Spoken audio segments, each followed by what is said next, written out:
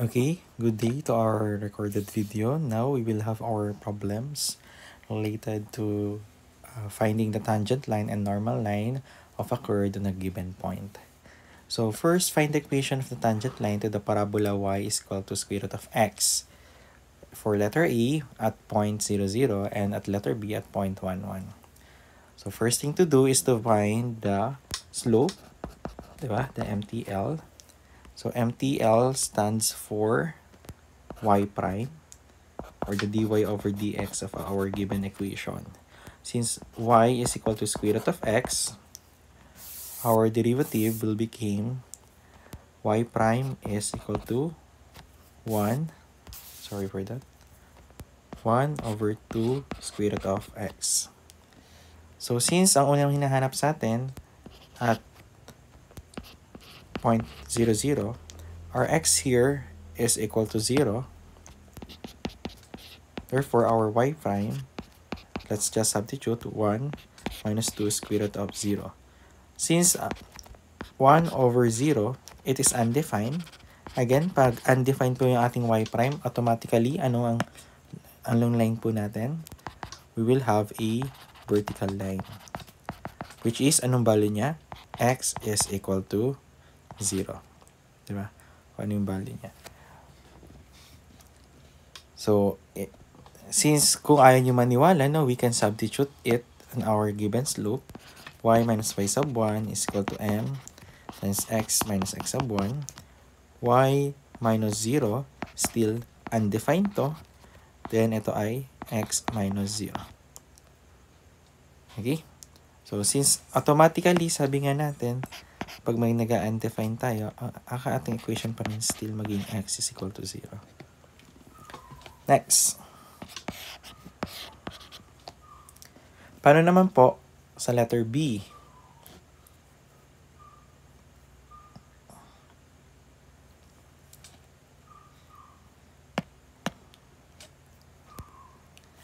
At 1, 1. So, x will become equal to 1. Therefore, our y prime or our slope will become 1 over 2 square root of 1 or equal lang sa 1 half. So, this will be our slope of the tangent line. So, to get the tangent line equation, so we need to substitute it on our point slope equation, which is y minus y sub 1 is equal to m times x minus x sub 1.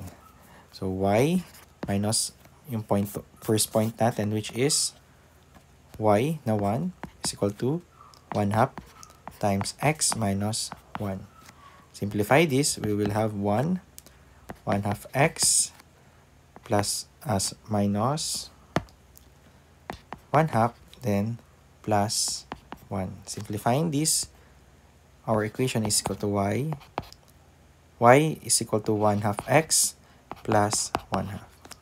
So this will be our tangent line at point 1, 1. This one is tangent line at point 0, 0. Okay? So, we can also use the slope form na, sige, try natin gamitin tong y is equal to mx plus b, diba? O, paano po yan ginagawa? So, ang first thing to do natin, hanapin muna natin yung b, diba? So, you just substitute all the given needed. Ano ba yung y natin? Yung point na 1. Yung m slope natin na 1 half times yung x natin na anong value ng x? 1 plus unknown na b. So, 1 is equal to 1 half plus b. Transpose mo lang to. 1 minus 1 half is just equal to b. Therefore, b is equal to 1 half. So, from this, we can rewrite our equation na y is equal to, ano yung m? Diba? M, which is 1 half. X plus ano yung b? 1 half. So, same yan din na magiging sagot.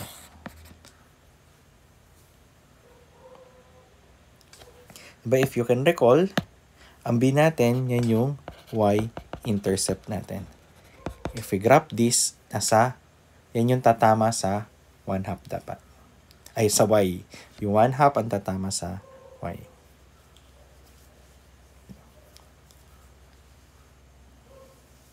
Okay? Oh, what if we add also the normal line? Hanapin natin yung mga normal line nila.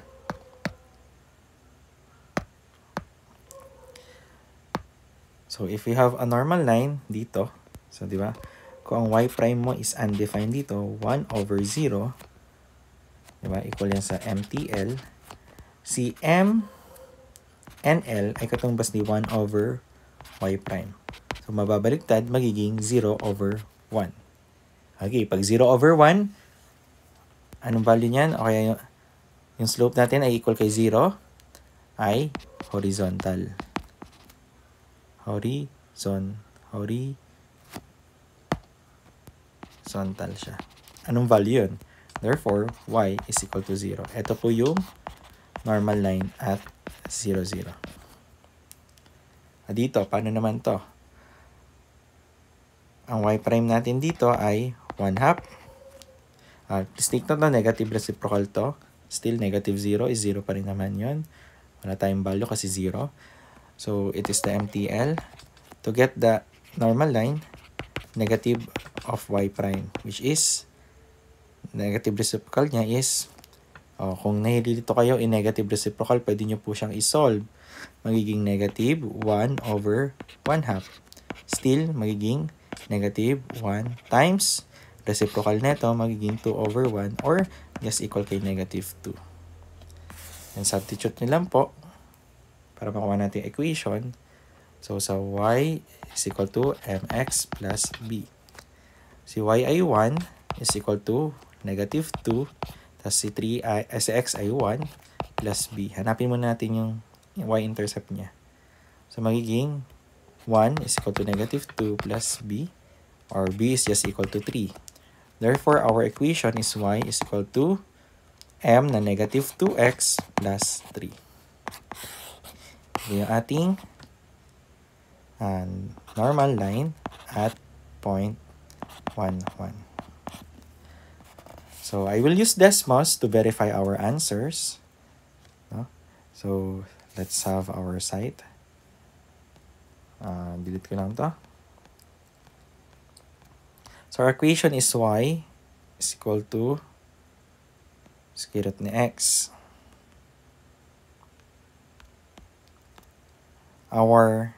Kung titignan nyo, at point 0, 0, dahil undefined yung slope po natin, ang ating tangent line is equal kay 0. X is equal to 0. Here is the tangent line. No? For corrections, ayan po iyan. And then y is equal to 0 is our normal line. Again, tangent yung black, then y is normal line. Now, if at point 1, 1 tayo, okay? So, ang equation natin ay 1/2 x, y is equal to 1/2 x plus 1/2. So, let's change the color para mapapansin natin lalo. The violet one. Diba? Ayan yung tangent line natin. And then, for our normal line, yung tangent line natin, nag-point term, y is equal to negative 2 x plus 3.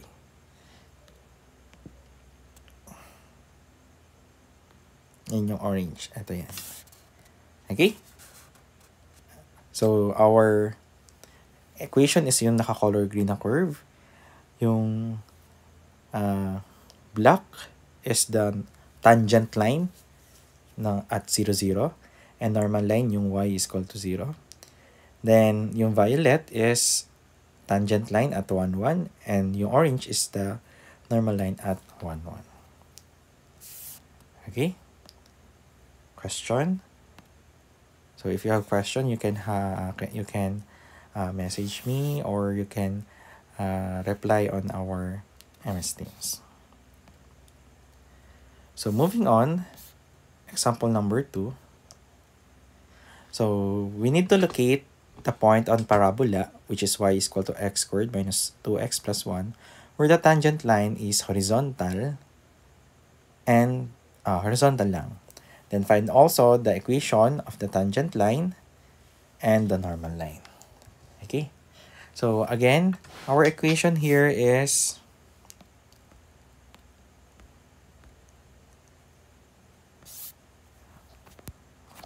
siguro lagay natin to dito sa baba. Y is equal to x squared minus 2x plus 1.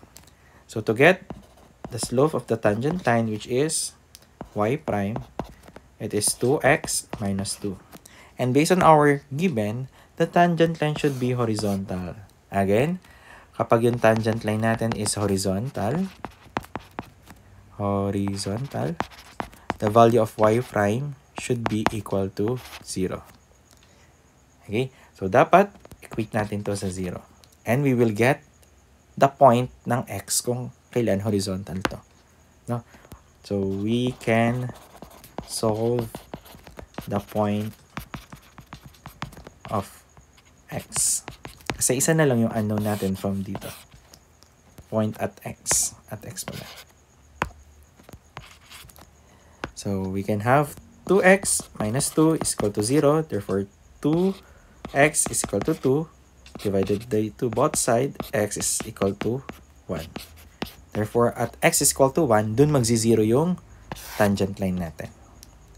Sir, paano hanapin si y? Di ba po, coordinates yan. So, we just substitute to find y. Ay, bakit y? Substitute the value of x on the original equation, di ba? Which is, ano yung original equation natin? Y is equal to y squared minus 2x plus 1. So, if substitute yung x, y is equal to 1 squared minus 2 times 1 plus 1. So, y is just equal to 0. Okay? So, for your answer, no? At point 0, 1, 0,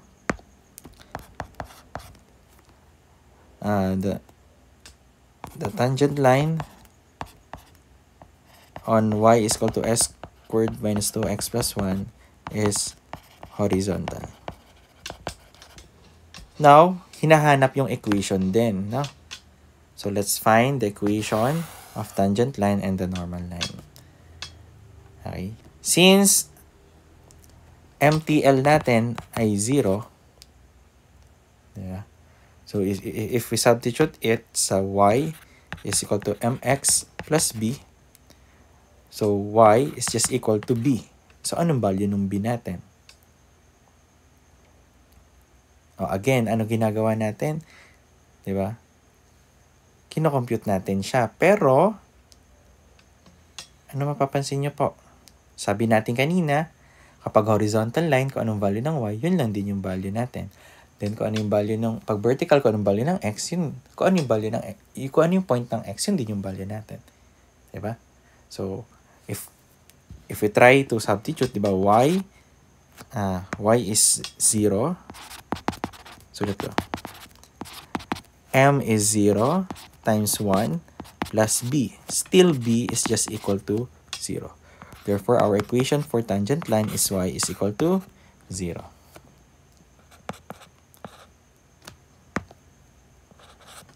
At, ano to? 1, 0. Now, hinahanap naman natin yung ating normal line. So, normal line is just negative reciprocal ng y prime. So, negative 1 over 0 is undefined. Again, if y prime or the slope is undefined, automatically, ang ating line is vertical. Okay? So, ito ay magiging vertical line. Therefore, kung vertical line siya, x is just equal to anong value nung x natin? 1. Okay? Kasi dun lang naman yung point natin na yun. So, here are the answer for this problem. So, it's somehow concept-based, no? Hinanap natin kung saan point. Then, ano yung equation ng tangent line. Then, equation ng normal line at 1, 0. Okay? Let's have our Desmos to verify our answer. So, y is equal to x squared minus 2x plus 1.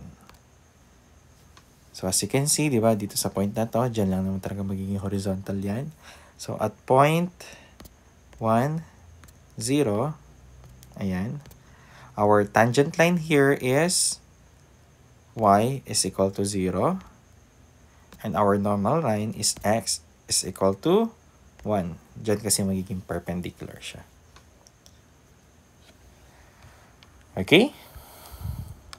The next one, example number 3.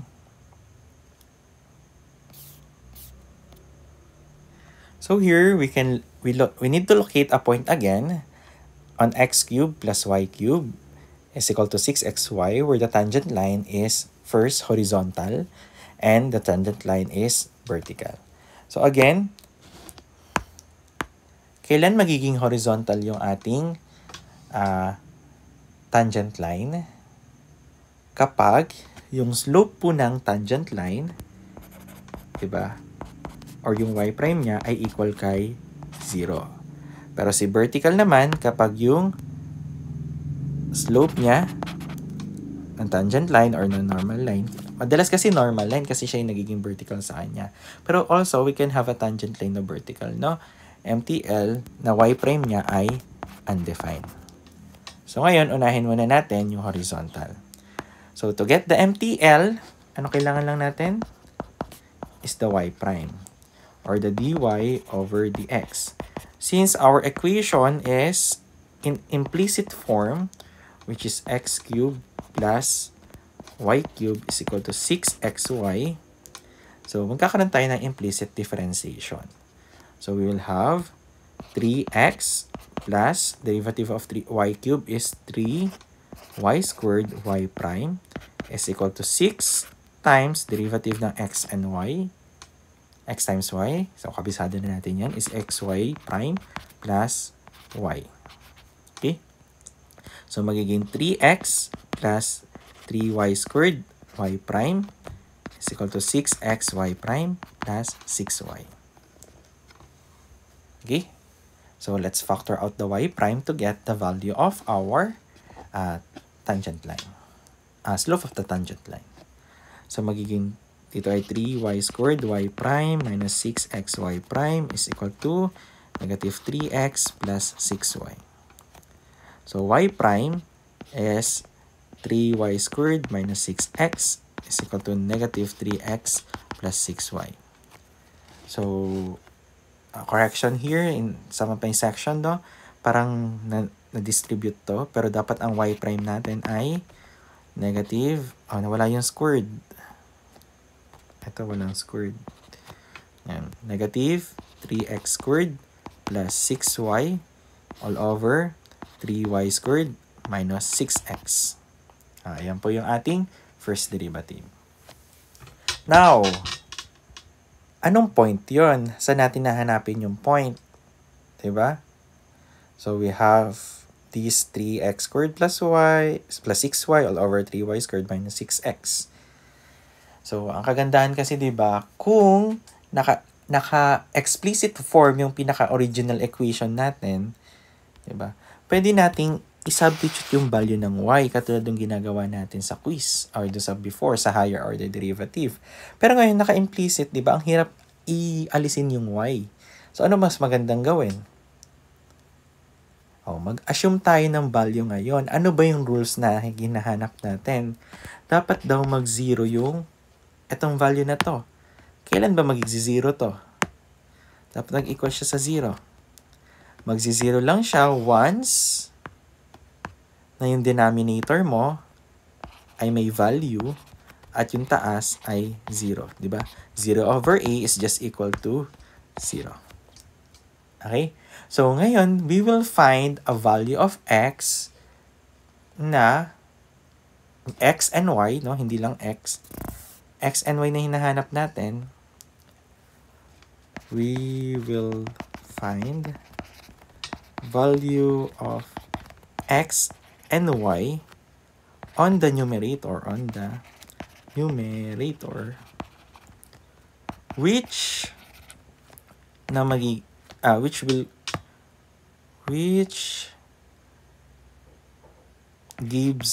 give you a value of y prime na equal kay 0. So, yun yung pinaka-goal natin ngayon. Kasi hindi natin mahanap yung x and y na value. Kanina, sir, madali lang kasi, ano pansin niyo po kanina? Isa lang, one unknown variable lang. Dito, dalawa yung unknown variable eh. Diba? If you can recall in algebra, 2 unknowns, dapat meron tayong 2 equations. Diba? 2 unknowns, at least we have 2 equations. Okay. So, let's consider yung ating numerator. So, let's have negative 3x squared plus 6y should be equal to 0. Ito yung kailangan natin, di ba? From this part. Okay? However, as you can see, makukuha natin yung value ng y dyan. No? So, magiging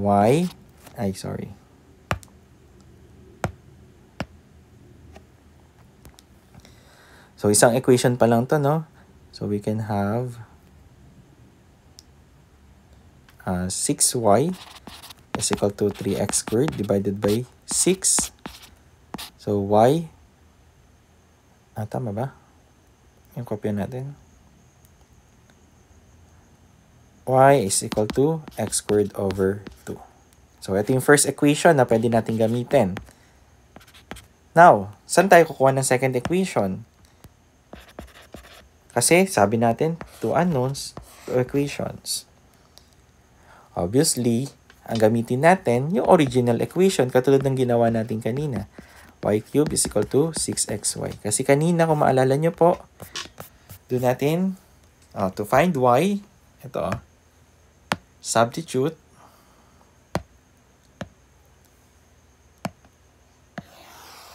the value of x on original equation. Ngayon, x pa lang dito, kung gagawin natin to, x yung mahanap natin, no? Kasi may value tayo ng y. So, let's substitute here. So, ganun lang po, no? System of nonlinear equations.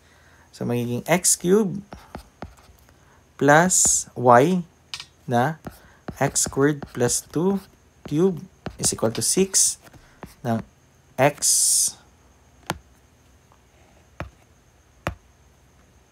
times x squared over 2. Again, we just substitute this value ng y sa pinaka-equation natin dito, kaya nandyan yung mga y na yan. So, from that, one equation, one unknown, mahanap natin yung value ni x. So, let's simplify ito. Magiging x cubed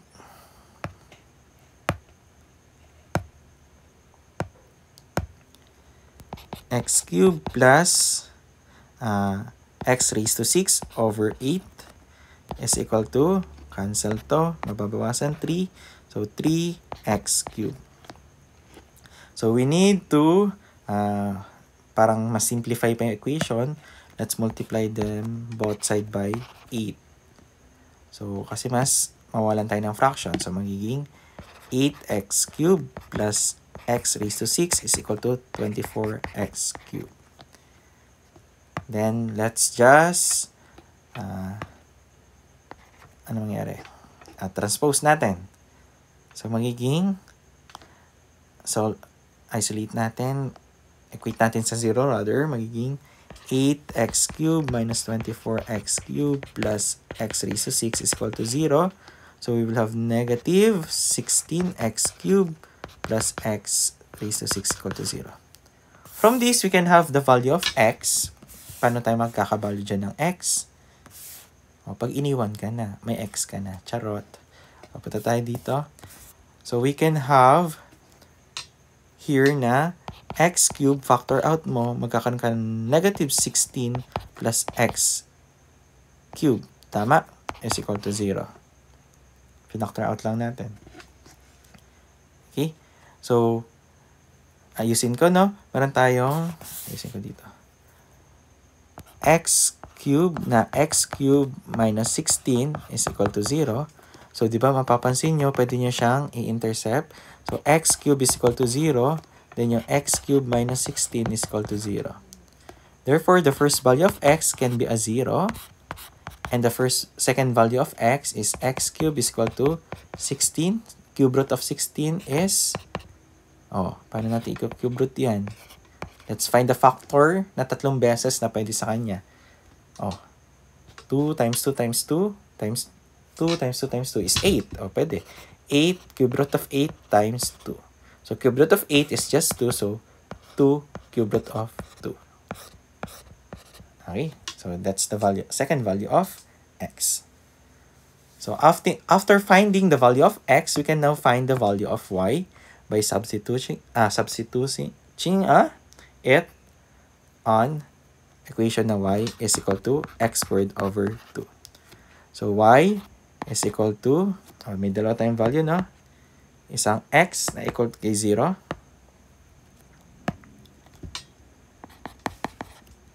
Then x na equal kay 2 cube root of 2. So, magiging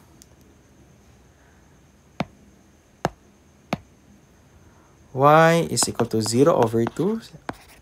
Also a 0 yung y natin. Then dito ay y is equal to 2 cube root of 2 na naka-squared over 2. Ano mangyari dyan? Magiging 4 cube root of 4 all over 2. Or masisimplify natin, 2, 1 na lang to. So, 2 cube root of 4. Okay? So, we have 2 points. Ano nakuha natin sagot? Ayusin lang natin. So, from this, solving linear equation, non-linear equations, system of nonlinear equation, finding the value of x and y based on the given equation. So we have first x is first point. Nakuha natin, point 1 is at 0, 0. Point 2 at, ano yung sagot natin dun? 2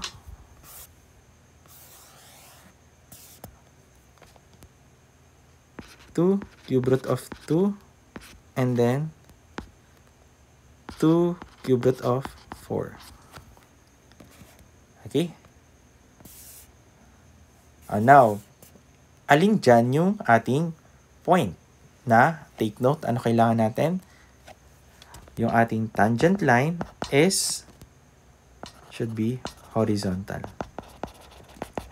Ibig sabihin, yung MTL or yung y prime ay equal kay 0. So, balik tayo kay value ni y prime. Anong value ni y prime?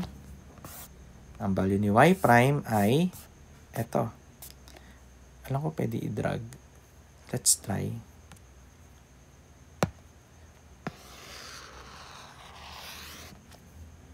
Duplicate.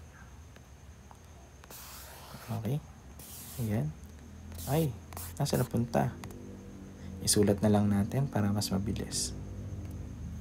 So, y prime is negative 3x squared plus 6y all over 3y squared minus 6x. So, equal dapat yan kay 0. So, ang goal dapat 0 over a number. Bawal mag-add. So, at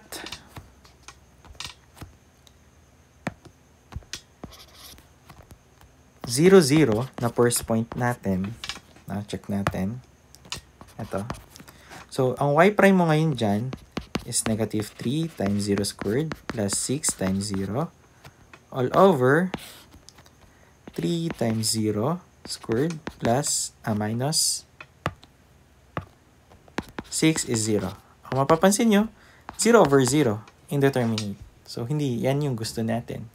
Dapat yung baba ay may value. So, try natin at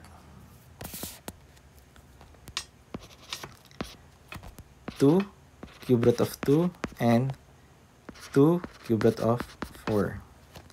So, y prime is equal to negative 3 times 2 cube root of 2 squared plus 6 2 cube root of 4, diba? All over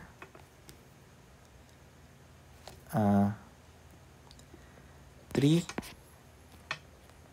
cube root of 4 squared minus 6 times 2 cube root of 2.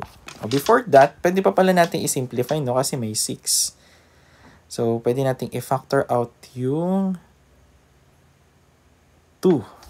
Factor out ko muna yung 2 bago ko siya i-simplify. Simplify ko lang to, no? Magiging y prime is 3 times negative x squared plus 2y all over 3 times y squared minus 2x. Dapat ito na lang. Mas madali yung cancel yung 3. So, y prime is equal to negative x squared plus 2y all over y squared minus 2x. So sorry for that. Pero on the face-to-face class naman, na-factor out naman natin yan 3. Okay? So, negative x squared plus 2y all over y squared minus 2x. So, magiging negative 2 cube root of 2 squared plus 2 times 2 cube root of 4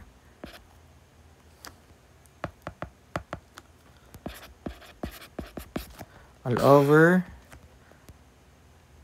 2 cube root of 4 squared minus 2 times 2 cube root of 2.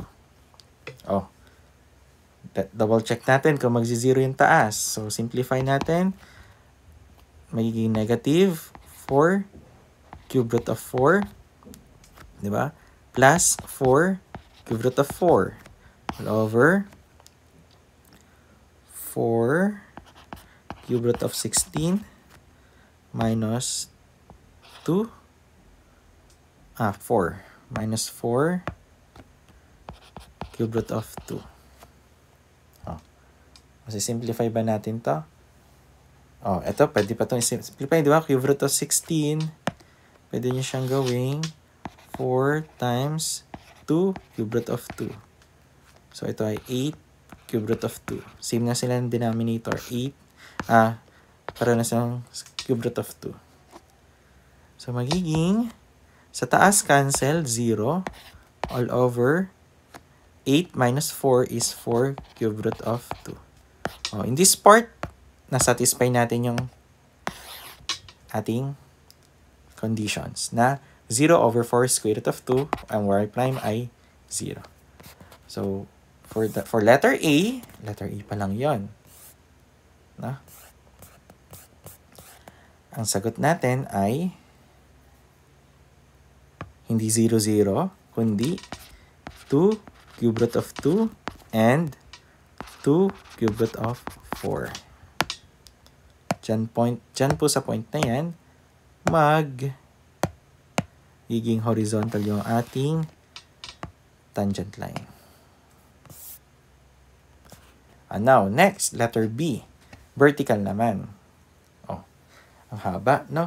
So, kung mapapansin nyo, sa vertical dapat undefined. Balikan natin yung y prime. Diba, ang y prime natin,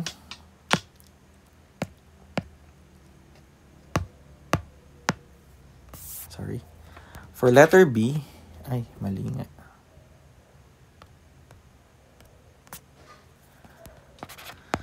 Dapat is vertical yung ating tangent line. It should be y prime ay equal kay undefined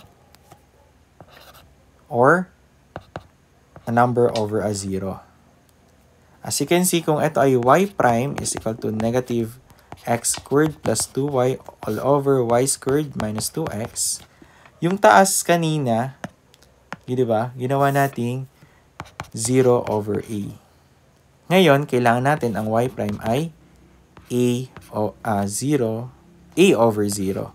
Yung baba naman yung magiging 0. And ginawa na natin kanina yon na ang negative x squared plus 2y ay equal kay 0. Ano mangyayari? Y is just equal to x squared over 2. Uulitin mo lang yung conditions na to. Nandito lang tayo ulit. So, kakopya mo lang siya ulit and then ang makukuha natin value, ganun pa rin. O, ano mangyayari ngayon? Since kung mapapansin nyo po yung given equation natin, diba? Negative x squared plus 2y all over y squared minus 2x, somehow may relationship sila. At ano yon? Ano naging relationship nila? Diba? Binaliktad lang. Naging kanina, yung x ang may squared tapos negative. Dito sa kabila ay y squared naging positive. Diba? And so on. So, redoing this, ganun pa rin naman yung mangyayari. No? So, kung ang gagawin natin ay ito yung first equation at yung second equation mo ay yung ating pinaka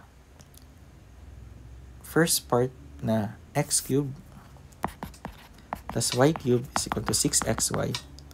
Still, makakakuha tayo ng sagot na yung x natin dito ay equal kay kanino? Kay 2 square root of 2 cube root of 2 ba? No. Mababaliktad siya. Bakit siya mababaliktad? Because of the conditions neto. Okay?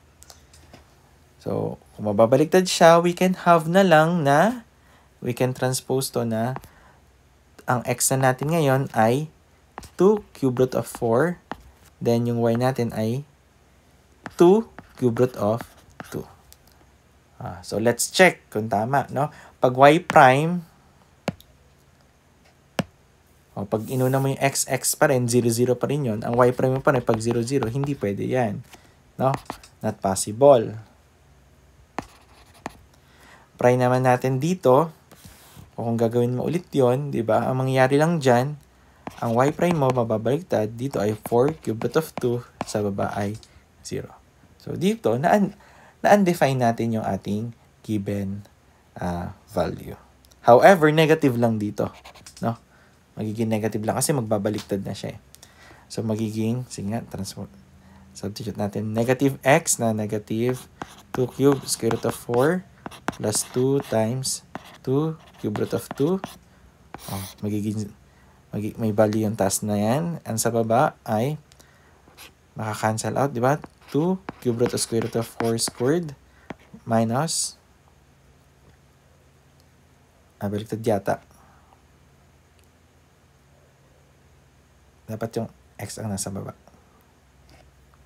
Okay, kopya lang natin. Hindi natin napagbaliktad. Baliktad lang natin.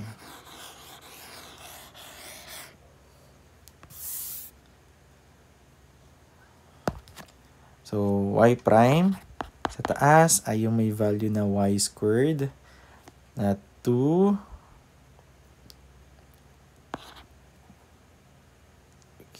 cube root of 2 na naka-squared minus 2 times 2 cube root of 4 all over negative x squared doon, negative x squared at 2 cube root of 4 squared plus 2 times y, ano y natin? 2 cube root of 2. Yun sa baba, doon na tayo mag-0 kasi meron tayong ano value dito? 4 and ito yung negative 4 cube root of 2 over 0. Okay, double check natin. Tama ba? 2y, 2x. Tama naman, diba? Ito positive to. Ito yung negative. Or, hindi, tama, negative. Ito yun eh. Negative x and negative. Okay. Question. So, dito, pagbabalik rin lang natin. So, 2 cube root of 4 and 2 cube root of 2. Double check yan natin kung tama yung ating pinaggagawa. Tama ba? 2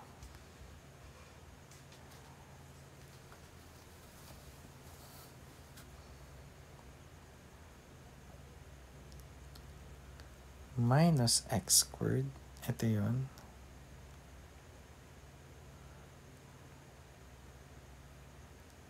Ang sa baba ay ito yung 2.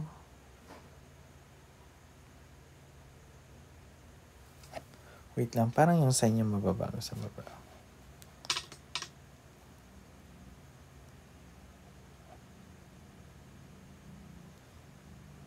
Dapat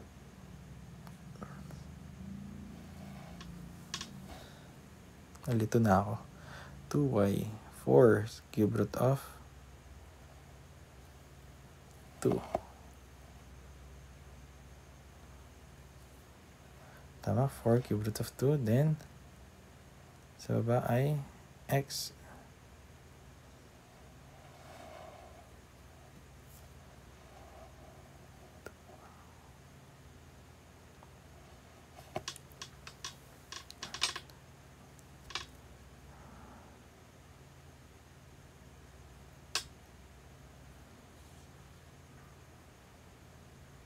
Solve na nga natin. Ito ay magiging 4 cube root of 4 minus 4 cube root of 4. Ay, ba't yun sa taas pa rin? Ay, hindi natin pagbabalik na rin to. Tama lang yung kanina. Mali tayo dito. Pinagbaliktad na natin yung value niya. 4. Mali. Kaya pala. Hindi natin babaliktarin itong value ng negative x squared plus 2y all over y squared minus 2x. Kasi ito na yung pinagbaliktad natin. 4, ano to? Cube root of 2 dapat over 0. Try natin isolve. So, magiging, pass forward yun na lang yan. Skip yun na lang yan. Mano-mano tayo nagsasolve dito. So, magiging negative, ano ang x? 2 cube root of 4 squared plus 2 times 2 cube root of 2, diba? All over y squared, which is 2 cube root of square root of 2 squared minus 2 times ni x na 2 cube root of 4. So, sa taas, magiging negative 4 cube root of 16 plus 4 cube root of 2 all over 4 cube root of 4 minus 4 cube root of 4. Yun na yung pakita natin. Hindi tayo nag-magic. So, ito ay 0. Sa taas, ito din yun. Magiging negative 8 cube root of 2 to plus 4 cube root of 2. Still negative 4 cube root of 2. Undefined pa rin. Pinapakita lang natin na undefined siya. Again, please take note, it is applicable only kapag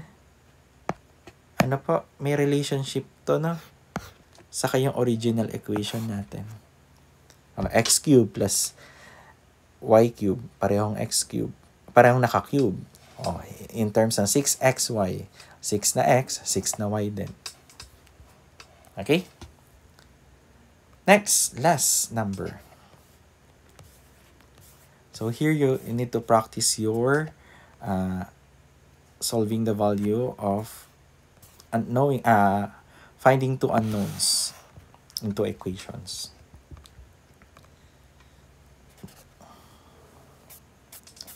Last number 4, find the equation of the tangent line to the parametric equation na x is equal to 2 squared plus t is equal to y, and y is equal to t squared minus t at t is equal to 0. Before that, bago pala tayo pupunta dito, verify muna natin to, answer natin to using Desmos. So, x cubed, di natin na-verify. Sorry for that.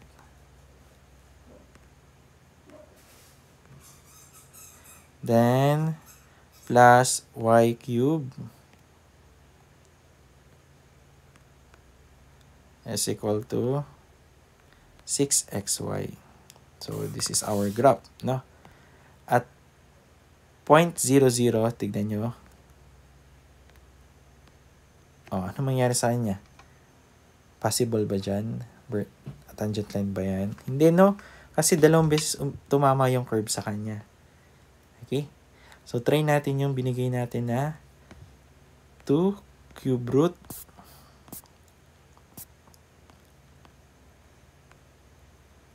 of 2 and then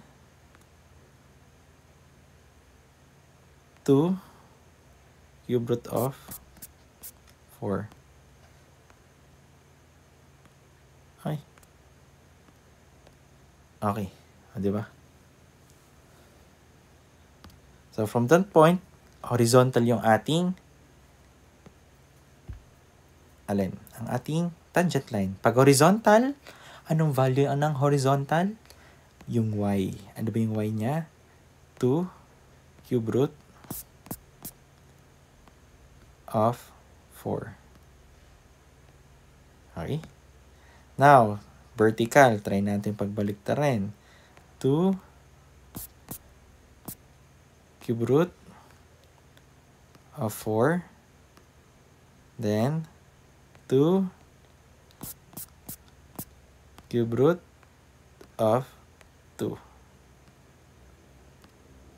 Ayan, no? Try natin.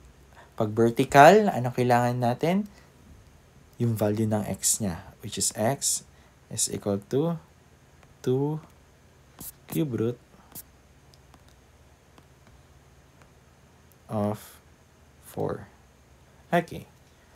So, the red one is the horizontal and the green one is the vertical.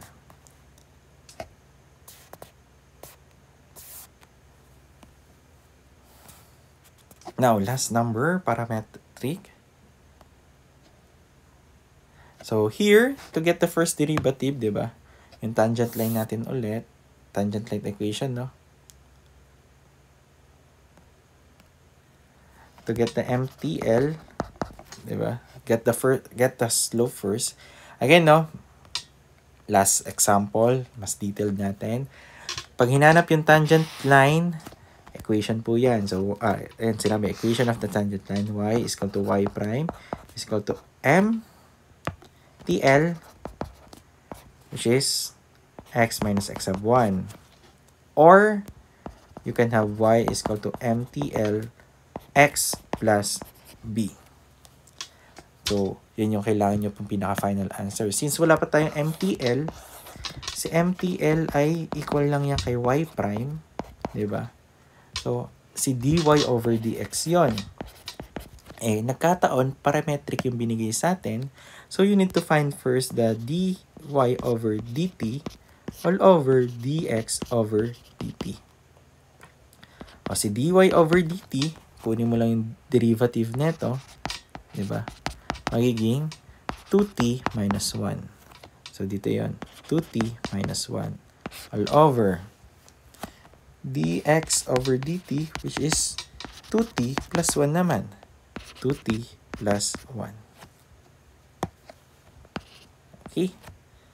So, after this, sabi natin, saan hinahanap? At t is 0. So, you just substitute the value of t. So, magiging 2 times 0 minus 1 all over 2 times 0 plus 1. Or equal kay negative 1 over 1 na equal kay negative 1. So, ito yung dy over dx natin. Ito yung tangent line natin. Okay? Slope of the tangent line.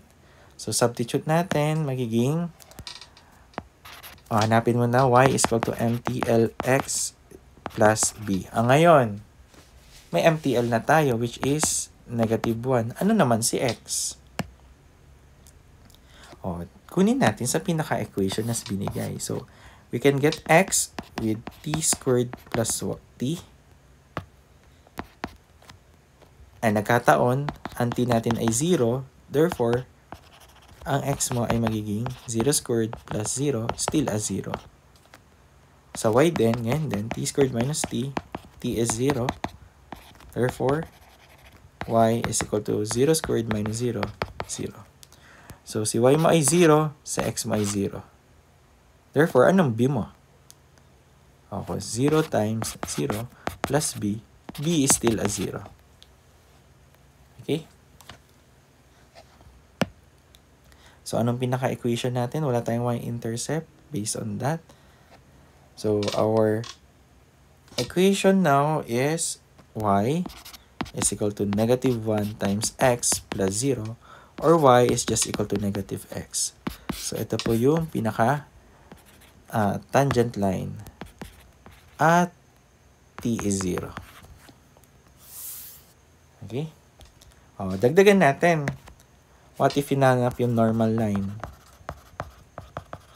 Again, slope of the normal line is negative reciprocal of slope ng tangent line or negative y prime.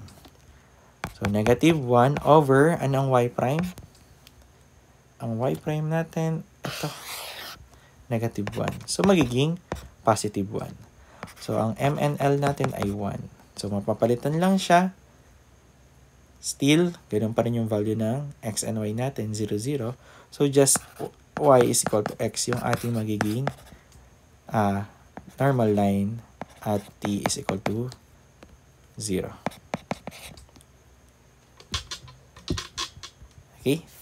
So, let's try to substitute here. So, magiging ito.